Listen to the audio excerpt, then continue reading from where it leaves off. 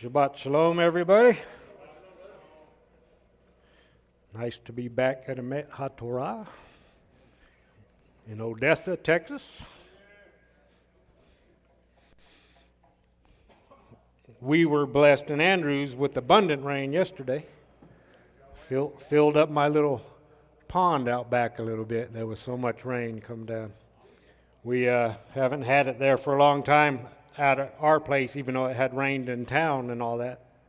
But yesterday, before I got home, Carmen was at the house. She said it just came down.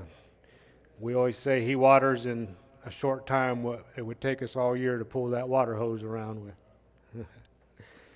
So again, Shabbat Shalom. Torah portion this week is Eikev. We'll get into that shortly. As usual, I'd like to start off, anybody who'd like to join in, giving a shout out to Yah with trumps and shofars. Are you ready?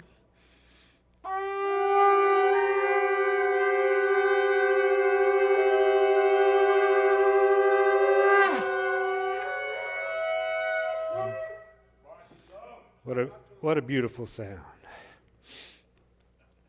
All right. Like I said, this Torah portion this week is Eikev, and that's in the Strong's Hebrew, that's 6118, I believe. It has the meaning of because, on account of, a hill, the reward, the result of, the last of anything, the compensation, and other words too, depending on what dictionary you may use. I'd like to do a short and sweet prayer that Yah would just be with us in spirit today. I know a lot of congregations are starting to stress that more and more, that we need not just the knowledge of the Word, but to have His very Ruach, His Spirit, dwelling within these tabernacles. But not that we would just come here as a means of study and all that, but just to have, as I wrote down here, just a good old time in the Word of Yah. So let's try to do that today as we get into His Word. So let's say Eikev again. Let us begin by reading out of Deuteronomy 7, verse 12, which is the beginning of the Torah portion. And that would be Deuteronomy 7:12 in the greens for me here. Let's begin there at the beginning. 7:12, and this is how it starts. And it reads, and it shall be because, Eikev, Jacob, however you want to pronounce it, because you hear, what's there, Tim? Aleph Tav. And it shall be because you hear the Aleph Tav, the word of Yah. Judgments these, and keep, and do them, that will keep Yah, your God, with you, the covenant, and the mercy which He swore to your fathers. So there's where the Torah portion gets its name. And it shall be because the result of the reward of your compensation, if you hear the Aleph Tav and keep and do His words. So let's read it one more time. And it shall be because you hear judgments these and keep and do them, that will keep Yah, your God, with you, the covenant. That's one thing that Tim's always stressing. It's a covenant. And the mercy, got to have that too, huh? Hesed, which He swore to your fathers. That would be our fathers if you're a believer. So now, with that, if we keep and do them, we got to ask ourselves where and how do we keep and do them. So let's go to Deuteronomy 8, and I'll be reading now Deuteronomy 8, verse 1 through 18. How and where do we keep and do them? Well, let's see what it says. And it reads, Every commandment which I command you this day you shall be watchful to do, so that you may live and may multiply and go in and possess the land which has sworn Yah to your fathers. That's the promise. And you shall remember all the way, Haderech. You shall remember all the way which has brought you Yah, your God. Time check real quick. Which has brought you Yah, your God, this 40 years in the wilderness. Well, there's the where. There's the where. In the wilderness. In order to humble you and to try you, to know what is in your heart, whether you shall keep his commandments or not. He brings us into the wilderness to see if you will keep his commandments or not. And he humbled you, and he gave you hunger. You ever maybe feel like, well, why ain't I being blessed? Maybe he's the one that's holding back on you to humble you and see what you may do. And he caused you to eat the manna, which not you have known, even not had known your fathers, in order to cause you to know that not by bread alone shall live man. Mark those words. We'll get them later. But by every word coming out of the mouth of Yah shall live man. Your mantle not did wear out on you, and your foot not did swell this 40 years. And you have known with your heart that as corrects a man his son, that's what a loving father will do, Yah, your God, corrects you. And you have kept the commandments of Yah, your God. Well, some of the prophets, especially the minor prophets, there's a few that didn't do that. Have you really worshiped me these 40 years in the wilderness? You have kept the commandments of Yah, your God, to walk in his ways and to fear or reverence him.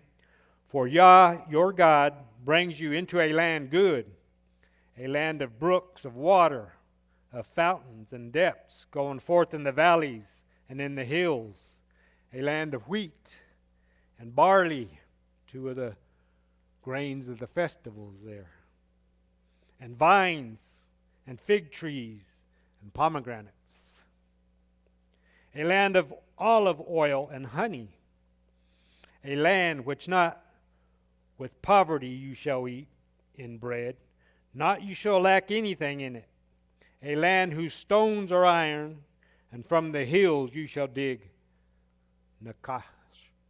Nekosheth, copper. And you shall get and be satisfied, and you shall eat and be satisfied, and you shall bless Yah your God in the land good which he has given to you. I know the Messiah blessed before, but it also tells us when you eat and are satisfied, that's when you really need to remember where those blessings flow from. Take heed to yourself, lest you forget Yah your God, so as not to keep his commandments and his judgments and his statutes, which I am commanding you today, until the Messiah comes. Oops. Doesn't say that. Lest when you eat and are satisfied, and houses good build, and live therein, and your herds and your flocks multiply, and your silver and gold be multiplied to you, and all that is to you is multiplied, then it arises in your heart, and you forget Yah your God, who brought you out of the land of Egypt, the house of slaves, that iron furnace, who led you through the wilderness, there's the place again, the wilderness great and dreadful, with serpents that were burning, and scorpion, and thirst, where there was no water, who brought for you water out of the rock. And that rock that followed him in the wilderness was Messiah. Out of that rock, the flinty, who fed you manna in the wilderness, which not did know your fathers. What's manna according to the Psalms? Angels' food, the food of the mighty ones. Man did eat angels' food. In order to, here we go again, to humble you and to prove you and to do you good at your latter end. Now he's talking to a people here. And at the latter end would be the end of days. So he's really writing about us, as Tim just said. That's who this is talking to ultimately in the latter end. And you say in your heart, my power and the might of my hand have made for me wealth this. But you shall remember Yah your God, for it is He who gives to you power to make wealth, in order to establish His covenant, which He swore to your fathers as day this. He even gives us the very breath in our lungs that we may get up and go to work, as Raul was saying, and as Israel was saying, the power to make wealth. If He didn't give us our very lives, we would have no power at all to do anything. Without me, it is written, you can do nothing. So he starts these verses in the beginning. He's talking about proving us, right? And then he repeats it in the latter verses to try us and to prove us. Both try and prove here in the Green's interlinear. That's the Strong's Hebrew word 5254, nasa. It also means to tempt, to test. The word masa, that place, one of the testings, comes from nasa, that place. Actually, masa comes from nasa, a place of testing or temptation. When we look in the Greek, there's two main words for proving and testing and temptation. In the Greek, it is Strong's Greek number 1361, dokim adzo, to test, to prove, to examine, to try. Also the Strong's Greek number 3986 for temptation specifically is pirosmos, a putting to proof by experiencing of either good or evil. That'd be kind of hard. Testing out by good or evil. To discipline, a provocation, adversity that you might suffer. Or to try. So to be tested, to be tempted, which one is it? Both? Which one is it? Well, this calls for spiritual discernment a lot of times on our part.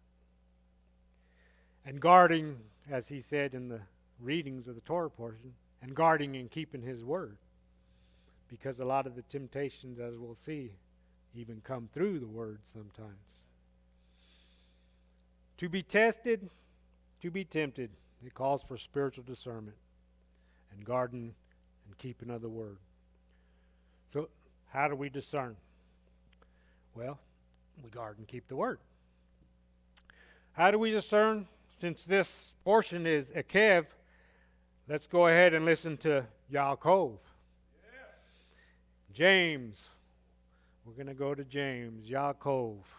His name is directly related to this Torah portion, having to do with the hill grabber. But this is the brother of Messiah. James 1. And I'll start reading in verse 12 and go through 22. James 1:12 through 22, and it reads, blessed is the man that endureth temptation. So just because you're going through temptations and trials, it doesn't mean a cursing. It could actually be a blessing for you. For when he is tried, he shall receive the crown of life, which Adonai hath promised to them that love him. In the Torah portion, he says he did certain things because he loves you. He has promised to them that love him. Let no man say when he is tempted, I am tempted of Elohim. For Elohim cannot be tempted with evil, neither tempteth he any man. But every man is tempted when he is drawn away of his own lust and enticed. Well, do we not all have the lust of the eyes, the lust of the flesh, the pride of life, the world, flesh, and the devil? All that always coming after us. Well, it says whatever each man has, and it differs for men. That's when we're tempted. When we're drawn away of our own lust for things, and we're enticed. Then when lust hath conceived, it bringeth forth sin. And sin, when it is finished, it bringeth forth death. Do not err, my beloved brethren, because if you're going to get gifts, every good gift and perfect gift is from above, and cometh down from the Father of lights. You're supposed to be a light in this world. And cometh down from the Father of lights, with whom is no variableness, neither shadow of turning. So if the Old Testament God and the New Testament God have a different way of operation, that would mean he has a shadow of turning, which he does not. Of his own will begat he us with the word of truth, that we should be a kind of firstfruits of his creatures. Wherefore, my beloved brethren, let every man be swift to hear, slow to speak, slow to wrath, for the wrath of man worketh not the righteousness of Elohim. Wherefore lay apart all filthiness and all excess of naughtiness, and receive with meekness the engrafted word which is able to save your very souls. Able to save your very souls. But be ye doers of the word. What word was written when this was spoken of? Torah. There was no New Testament. He's telling you to do the Torah. But be ye doers of the word, and not hearers only, deceiving our own selves. So, we not only got to do and guard them, as it said in the Torah portion, but if we don't, we're actually like the enemy, but we're deceiving our own selves. So as we are in this wilderness of the world, El, or God, tempts no man. That's what James just said. He's not a tempter. No, there's another one that's a tempter. But he will allow a testing, even by the tempter himself, which is another name for the devil, because we're going to read that here in a minute. So he actually tempts no man, but there's that fine line where we may need discernment to see what we're going through. So now let's go to Job.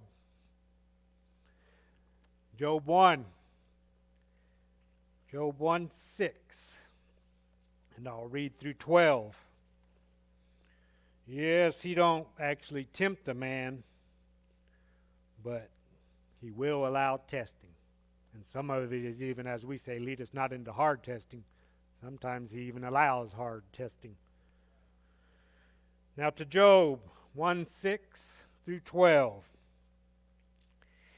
Now there was a day when the sons of Elohim came to present themselves before Yah, and Satan came also among them. And Yah said unto Satan, Whence comest thou? Then Satan answered Yah and said, From going to and fro in the earth, like a roaring lion, seeking whom I may devour. From going to and fro in the earth, and from walking up and down in it. And Yah said unto Satan, Hast thou considered my servant Kim? Hast thou considered my servant Brian? Have you considered my servant Israel? Or Tommy? Carmen? Have you considered these servants of mine? Whoa. Yah's just setting people up. For what? A temptation or a test? Have you considered my servants? Whatever the name may be, just fill in the blank. If you follow in him, y'all may allow the tempter to come to you. And he says, hast thou considered my servant Eob or Job? You all know that means persecuted. If you're a true follower at some time, even if it's in small ways, you're going to be persecuted, right? Just for doing simple things like eating a certain way, wearing the fringes, maybe celebrating days that are told to you are done away with. That there is none like him in the earth, a perfect and an upright man. Well, one that feareth Elohim, and he turns away from evil. Then Satan answered the Lord and said, yeah, well, does Job fear Elohim for nothing? Hast thou not made a hedge about him? Don't you protect him in every way? And about his house, and about all that he has on every side? Thou hast blessed the work of his hands, and his substance is increased in all the land. He's a very rich man. Why wouldn't he respect you and have reverence for you? You've given him everything. But put forth thine hand now and touch all that he hath, and he will curse thee to thy face. And he has so much confidence in him that he said, and Yah said to Satan, behold, all that he hath is in thy power. Only upon himself put not forth thy hand, just don't touch him. So Satan went forth from the presence of Yah. So, a testing or a temptation? Well, it's the tempter that's allowed to do some testing. So let's go again in Job. Skip forward to 1:21 and we'll read through 2:10. After he loses all his kids and all his livestock, which were very, very many. So again, Job 1:21, and we'll go through 2:10.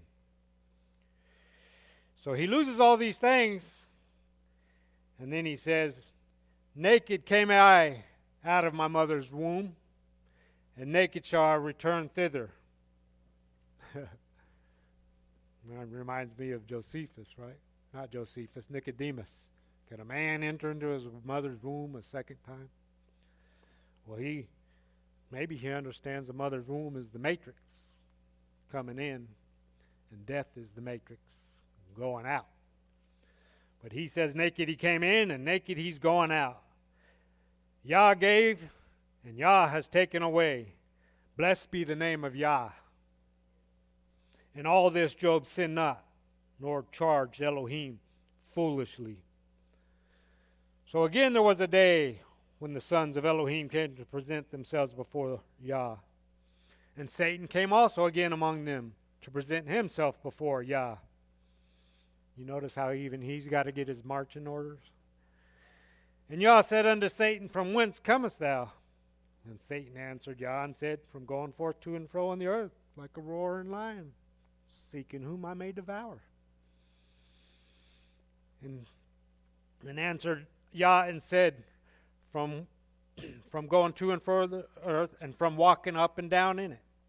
And Yah said unto Satan the second time, hast thou considered my servant Job, that there is none like him in the earth, a perfect and upright man, one that feareth or reverences Elohim, and he turns away from evil.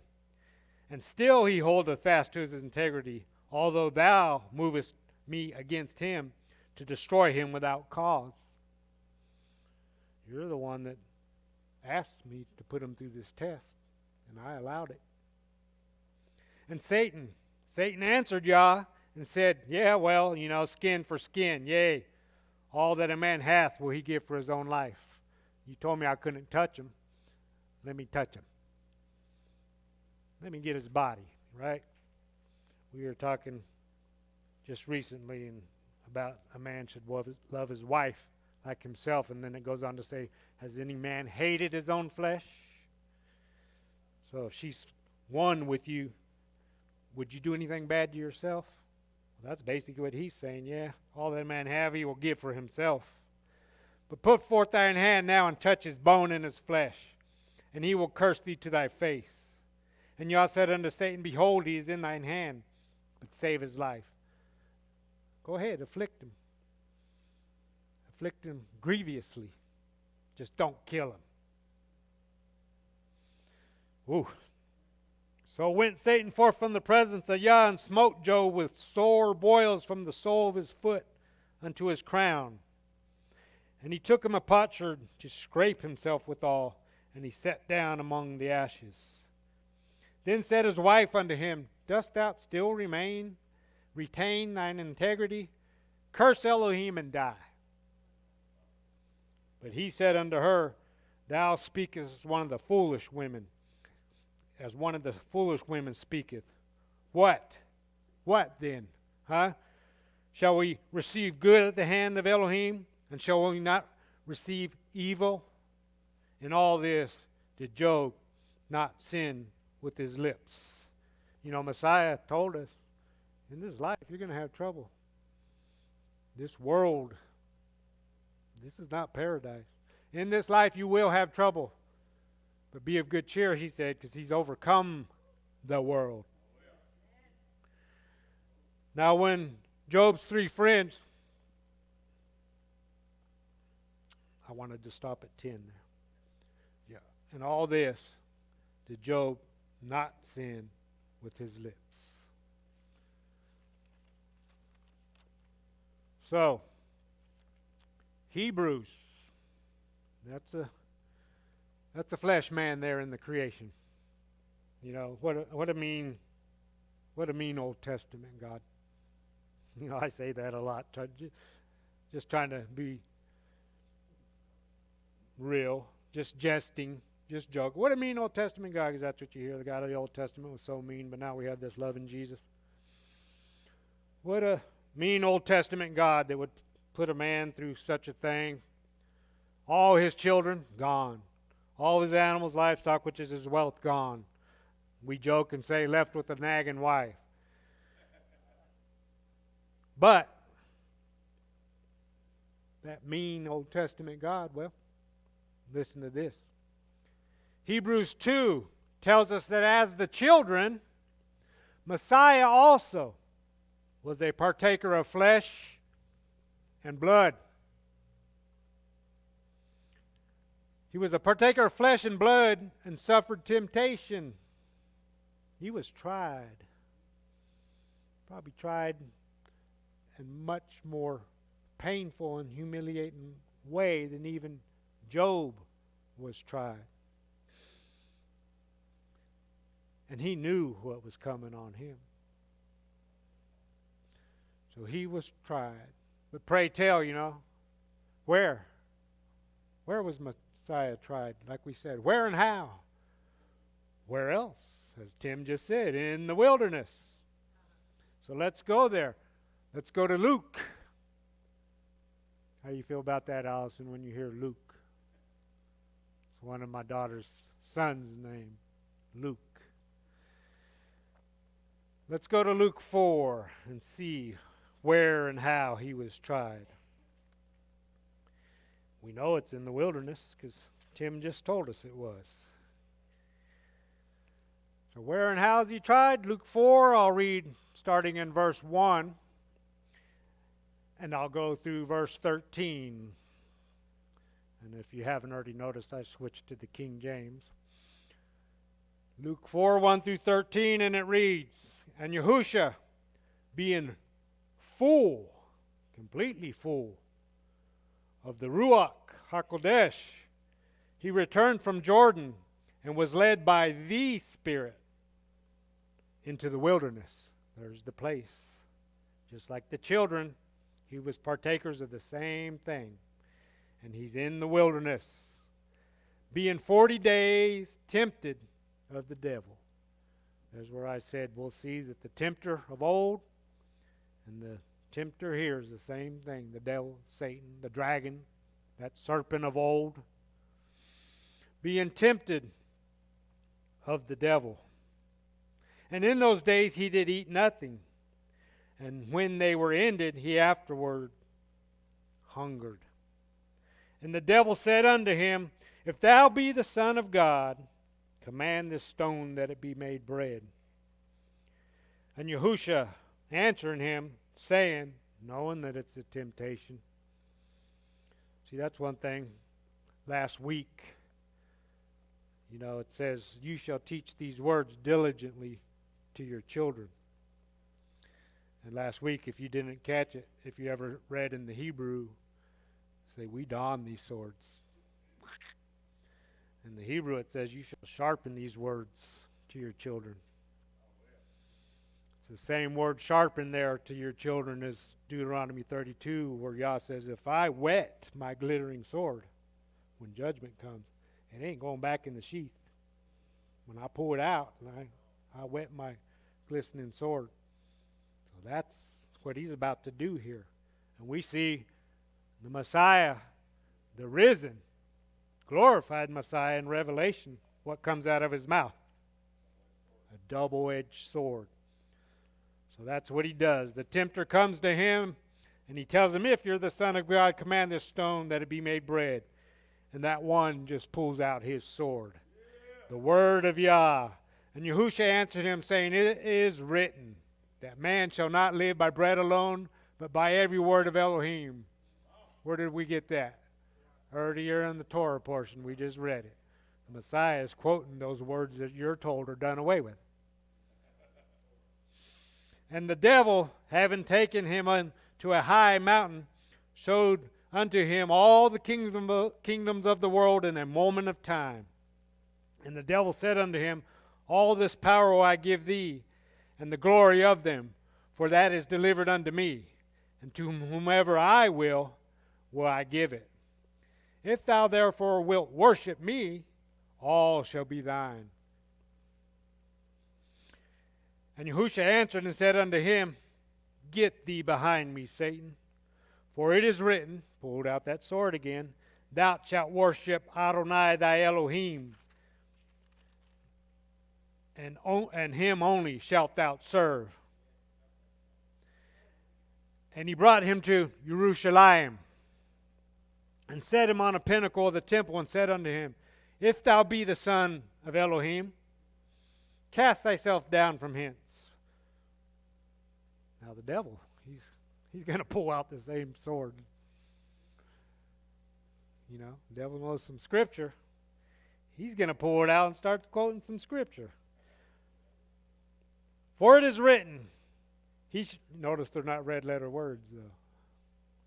For it is written, he shall give his angels charge over thee, to keep thee, and in their hands they shall bear thee up, lest at any time thou dash thy foot against a stone. Now we've looked before, that at any time doesn't seem to be in the original text, but that's what it says here and in the other gospel version.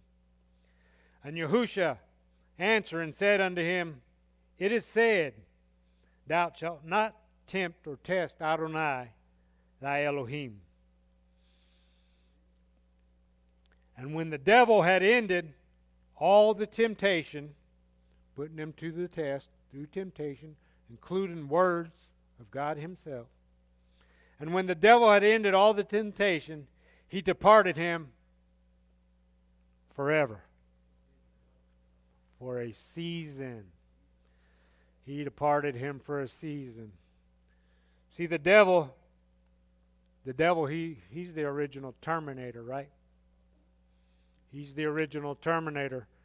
He leaves for a season, but he always says within himself, I'll be back.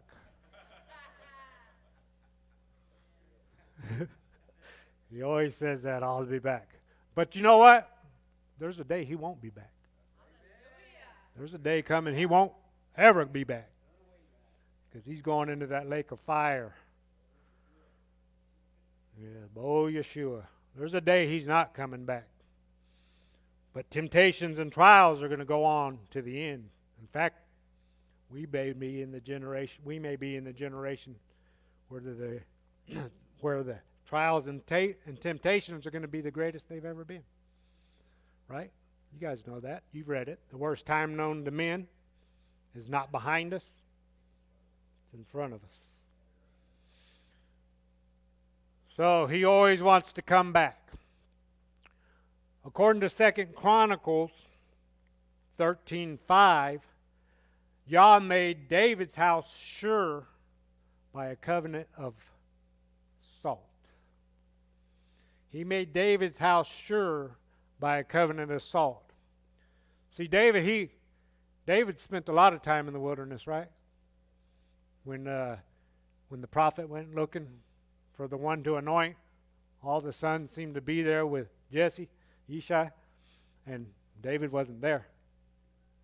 He was out in the wilderness, a shepherd, tending a flock. That's why Messiah is known as the Son of David, a shepherd who tends his flock. But David spent a lot of time in the wilderness himself, and David had a lot to say in the scriptures. So let's read a psalm of David. Psalm 26. Let's read a psalm of David, because I'd like to point out something that David says here. Psalm 26, a psalm of David. And it reads, "Judge me, O Yah, for I have walked in mine integrity." Same words that were said about Job. "I have trusted also in Yah, therefore I shall not slide." We all want to be considered something other than backsliders. "Examine me, O Yah, and prove me. Try my reins and my heart." That's kidneys and heart in the Hebrew, or it could be my mind and my heart. "For thy loving kindness is before mine eyes, and I have walked in thy truth. I have not sat with vain persons, neither will I go in with dissemblers. I have hated the congregation of evildoers, and will not sit with the wicked. I will wash my hands in innocency. So will I compass thine altar, O Yah, that I may publish with the voice of thanksgiving, and tell of all thy wondrous works. Yah, Yah, I have loved the habitation of thy house, and the place where thine honor dwelleth. That house is supposed to be you today. You're the tabernacle or the temple of the living God. It's not one in Jerusalem now. And I didn't say it changed. Messiah said, "Know ye not? Destroy this temple and I'll raise it." His followers said, "Know ye not? You are the temple of the living God." That's why, again, does a man hate his own flesh? "I have loved the habitation of thy house, and the place where thine honor dwelleth. Gather not my soul with sinners, nor my life with bloody men, in whose hands is mischief, and their right hand is full of bribes. But as for me," just like Joshua said, "as for me and my house, I will walk in mine integrity. Redeem me and be merciful unto me. My foot standeth in an even place. In the congregations will I bless Yah." So we see here, if we go back in the Psalm of David, a man who spent much time in the wilderness. We go back to verse 2. He says, "Examine me, O Yah, and prove me." He asked him to do it. Be careful what you ask for. You just may get it. But David, being a mighty warrior, he probably wasn't afraid. He said, "Examine me and prove me. Try my reins. Try my heart." And he was tried in many, many ways, as if you read the scriptures. But one thing I wanted to point out here, when he says, "Try my reins," in almost all instances when I looked it up, that word "try" throughout the scriptures, that word, the English word "try," it's one word. But here, when he says "try my reins," it's actually a Hebrew word, saraf. saraf, and it means to try, just like you would purify metals. He's saying, try me so hard like I was tried in fire. Can you imagine telling Yah to prove you and try you that much? That it would be almost like those three Hebrew children, Hananiah, Azariah, and Mishael, that you would ask to be thrown in the fire. But that mighty warrior David, he just said that in that psalm. So David asked to be tried by fire. He asked, and he was tried in many ways. And we know sometimes it's just symbolic. But the things David went through, I don't know how any man can endure. Just in the warring alone. But then the things he went through with his family and stuff, I don't know how any man can endure. But he endured to the end, we know that. Until he passed that kingship on to his son, Solomon. So David asked to be tried by fire. But guess what? Sometimes we don't need to ask when we're in this world, this wilderness. Sometimes Adonai, He'll just tell us that it's coming. For that, we'll go back again to Luke. Luke 22 this time. Sometimes you don't have to ask. Sometimes you won't even know it's coming. Sometimes He'll let you know you're about to get it. So in this example, this is the Messiah in Luke 22, and I'll start in verse 28 and read through 32. And He's telling His disciples, which you are, if you're a follower of Messiah. It just means a taught one. So every time you're getting in this word, studying, you're becoming a disciple, more and more being learned in the word. He says, ye are they which have continued with me in my temptations. So He's letting you know there. He's gone through temptations like we were. He's been tested. And I appoint unto you a kingdom, as my Father hath appointed unto me. These ones are going to sit on 12 thrones, judging the 12 tribes of Yasharel. That you may eat and drink at my table in my kingdom, and sit on thrones, judging the 12 tribes of Yasharel. And Adonai said, Simon, Simon, behold. Did Simon ask Him anything? And Adonai said, Simon, Simon, behold, Satan, he wants you. Satan hath desired to have you, that he may sift you as wheat. Well, one good thing I see there is at least Messiah is calling Shimon, Peter, Simon. At least He's calling them wheat, because we know there's a wheat harvest. So that's one good thing. At least He's telling them he wants to sift you like wheat. So He tells them He wants it to sift you as wheat.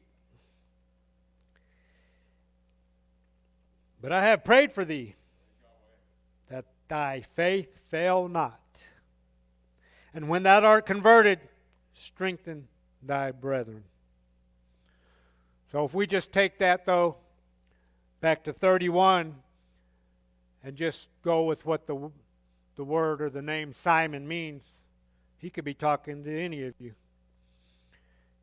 Adonai, the Lord, Adonai could say to you, listen, hear me, because that's what Simon means. Listen, hear me. Satan wants you. And if you're a follower, I guarantee he does want you. Does he have any need to want anyone who's not a follower of the Messiah? As we say, he's already the hunter who has them bagged. He's already got them in the bag. Now, I believe Abba, through the Messiah, has the power to even take them out of that bag if he wants to. Because there's nothing, like I said, he can't do without his marching orders from the Father. But if we take those words, that's all it means. Listen or hear. Listen, listen. Behold, the adversary, he's desired to have you, that he may sift you as wheat. Don't most of us believe that's the true next harvest coming? The wheat harvest? So you, hopefully, are going to be among that harvest and not be considered as a what? A tare when that harvest comes.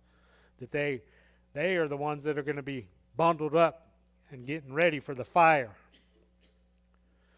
But he said, I have prayed for thee that thy faith fail not. And when thou art converted, strengthen your brothers and sisters. So here we see, did Messiah tell Satan when he said, I want that one. I want to sift him. Did Messiah tell Satan, that's my disciple, get away from him? No. He just actually told Simon, hey, but I prayed for you when he gets on your case. I prayed for you that your faith won't fail. Basically the same thing that Job went through. Have at him. Have at him.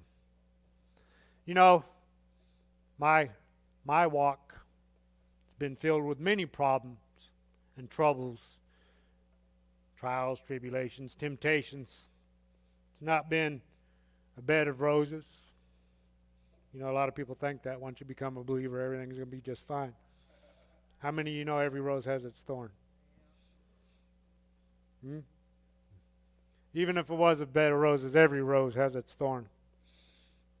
In this life, you will have problems. So did he tell him, get away from my disciple, you leave him alone, he's mine? Or did he allow it? He allowed it. So what makes us think in the Old Testament, Job went through it. In the New Testament, he allows Simon Peter to go through it. This world's a wilderness like we were in the wilderness back then, our family. What makes us think we're not going to go through the same kind of things? Revelation 3:10 and 11. Revelation 3:10 and 11. I believe it's the Church of Philadelphia, but still it's the words we're looking at. Revelation 3:10 and 11. Because thou hast kept the word of my patience. Keep the word, guard, keep. And as James said, don't just be a hearer, but a doer also. Because thou hast kept the word of my patience, I will also keep thee from the hour of temptation. There's a great temptation that's going to come upon this world. So great a temptation that even the elect would be deceived if it were possible. I will also keep thee from the hour. It's an appointed time. We don't know when it's coming, but there's an appointed time coming where we may have an opportunity to resist, bowing down, just like Messiah did to the devil, because the Antichrist gets his power from the dragon. There may come a time where we are kept from that hour of temptation, where we're not deceived into thinking maybe that's Messiah. No, we know until we see that sign of the Son of Man coming in the clouds of glory that we should not be tempted by such things, which shall come upon all the world to try them, to prove them, to test them, to tempt them, to try them that dwell upon the earth. Behold, I come quickly. When he does come, it will be quickly, like a flash of lightning. Behold, I come quickly. Hold that fast which thou hast, that no man take thy crown.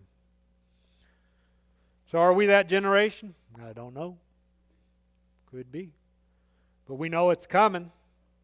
And it's not going to be any different than these examples that are written for us, because that's what it says they are written for us. But it could be even worse. To keep thee from that hour, that appointed time that Yah himself knows, to keep you from that hour and that you won't be tempted.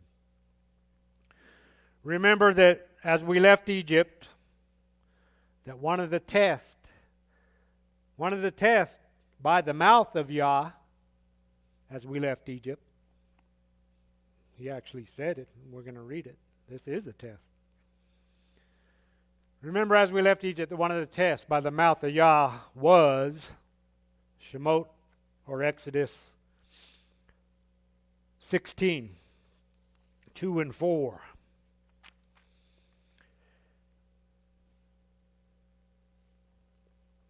This is one of the tests, and I believe it's going to apply in the end times too. Exodus 16, 2 and 4. And murmured all the congregation of the sons of Yasharel against Moshe and against Aharon, in the wilderness. Again, this world is a wilderness. And said to them, the sons of Yasharel, would that we had died by the hand of Yah. Well, I guarantee you that's the only way you will die. I wound, I heal. I kill and I make alive, says Yah. And none can deliver by the hand they just mentioned. He says that in Deuteronomy 32. Would that we had died by the hand of Yah in the land of Egypt, in our sitting by the pots, flesh, in our eating bread to satisfaction. For ye have brought out us into wilderness this, to kill all assembly this with hunger. And said Yah to Moshe, behold, I will rain for you bread from heaven, and shall go out people and gather the matter of a day in its day, so that I may test them. Nasa. If they will walk in my law, in my Torah, or not. Really, as most people have begun to realize, that's one of the first tests you really went through when you started learning the way of old. It was the Sabbath. It really opened your eyes up to a whole lot of things. And it was a test right out of Yah's mouth to see if you're going to listen to me or not. And it's still a test today, but I think it will be even more of a test in the future. Now, what I'm about to say, I wrote here, we will see. We will see. But the SDA, the Seventh-day Adventist congregations, well, they're real big on a teaching that there's going to be a coming Sunday law. Kind of like this country had blue laws in the past, which I knew nothing about growing up in liberal California. But when I moved down here to Texas, some things were still going on, and I thought that was the strangest thing. What? You can't buy certain things on Sunday? Well, see, they think Sunday's a Sabbath of the Lord as they changed it. But Yah said, I'm going to test you with the Sabbath, the seventh day.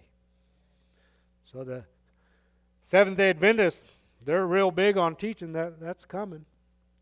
And there's little hints that they might be trying to do stuff like that. Get it in the works so that we can preserve this, what do they call it, Gaia? This Mother Earth. We're all going to have to rest. That way the creation can rest and all this climate change and global warming will quit happening. Even though that Yah says as long as the earth remains, seed time and harvest, cold and heat, summer and winter. So either you believe him or you don't. Which way is it? That's right. Yah is always going to be right and all men are liars. His word says it. Yeah, things may go in cycles, but that seems to be what they're working towards. They just passed a thing in our United States Congress. They call it the Inflation Reduction Act or something like that. But they say almost the whole bill has to do with this climate change agenda. So we'll see what it comes to. We'll see. Maybe that's going to be the test. We're all going to be mandated. You know, we've heard of mandates lately, that we're going to have to rest on the Holy Sunday. Well, if you're a sun worshiper and you believe in the Jesus of Rome, maybe. But if you're a Hebrew and you believe in the Jesus of the Hebrews, you may be tested when you continue to keep the Sabbath. So, as we approach the temptation or the test that's going to come on the whole world, book of Revelation says that, let us close this Eikev, week Torah portion, again with the words of Yaakov. Seems to fit right in, you know, the Torah portion and this testing theme that's going on there. So we'll go back to James again and read another portion in the same chapter, but this time starting at the beginning of the chapter 1, verse 1, and just read a couple verses 1 through 8. And he says, Yaakov, where the name comes from is, well, actually, Allison, there you go again. Isn't that's your husband's name, right? Yaakov, Jacob. The name Yaakov and Eikev are so closely related. I know you guys, many of you have studied that out. Directly related. A hill, and he's the hill grabber. Yaakov, a servant of Elohim and of Adonai Yahusha Mashiach, to the 12 tribes which are scattered abroad. You ever wonder why all of a sudden you woke up to all these trumpets and shofars and huppahs and Torah, clean and unclean, holy and profane? Because Yah said he was going to do it in the end times. He said it. You're probably just being a part of that prophecy that he said was going to come to pass. You're fulfilling it. Not doing away with it. Fulfilling it. To the 12 tribes which are scattered abroad, greeting. My brothers, count it all joy when you fall into all kinds of temptations. So Yaakov is telling you this should be joyful to you. When you fall into all kinds of temptations and trials. Knowing this, that the trying of your faith worketh patience. So just because you receive evil instead of good, like Job said, should you not accept it? He's still Yah. No matter what you're going through, it doesn't mean he's not Yah. It worketh patience. But let patience have her perfect work, that you may be perfect and entire, complete, wanting nothing. If any of you lack wisdom, you gain knowledge, you ask for understanding, and that makes you wise. If any of you lack wisdom, let him ask of Elohim, that giveth to all men liberally, and upbraideth not, and it shall be given to him. But let him ask in faith, nothing wavering. For he that wavereth is like a wave of the sea, driven with the wind and tossed.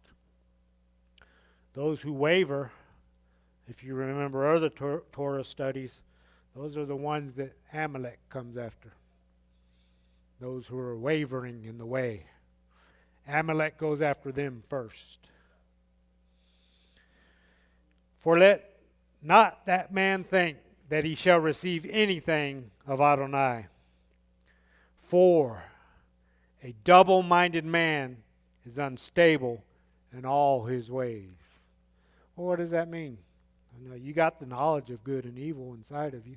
We all do. Is that what double-minded means? Or would it rather be something like Elijah said? How long are you going to be of two opinions?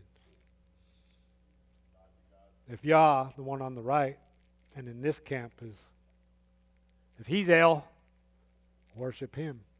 If Baal, the one in the other camp, if he's El, worship him. I think that's what it means when it says double-minded. You're mixing it all together. Choose this day whom you're going to serve. And it's written down the way he wants us to serve him. And he tells us, actually, don't worship me the way they do. And it's really come down to that's what most of us have done, is worshipped him the way the nations do, even with false gods and their traditions. As I always hear Scotty saying back there, y'all help us. So that's what I believe a double man means. Those who are of two different opinions, idolatry basically. And also, James says a little further on in 25, but whoso looketh into the perfect Torah of liberty and continueth therein, he being not a forgetful hearer, but a doer, just like it said in the Torah portion. But a doer of the work, this man shall be blessed in his deed. So we know we're going to go through trials and temptations in this wilderness. This life is a wilderness for us.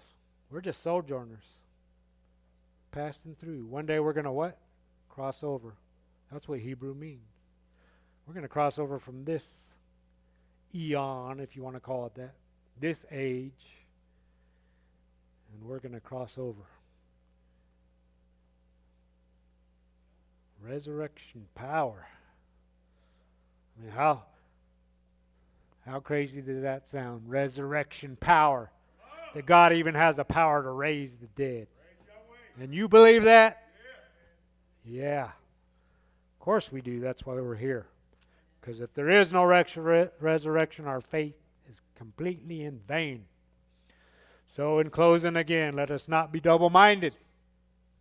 But in our temptations and testings, may we trust in the one that has the power to calm the waves of chaos. Did he not say that? Peace, be still. We're going to have those waves of chaos. And he even told them, ye of little faith. Why did you not believe? Why did you not have the faith? Well, I guess we're still working on it. Please increase my faith. Help me with any doubt that I might have. Enter in and dwell in this house so I may trust in you more and more as I go through this world, this wilderness that we are all in. So, brothers and sisters, may we be complete in that rest on this Sabbath day, or in other words, Shabbat Shalom.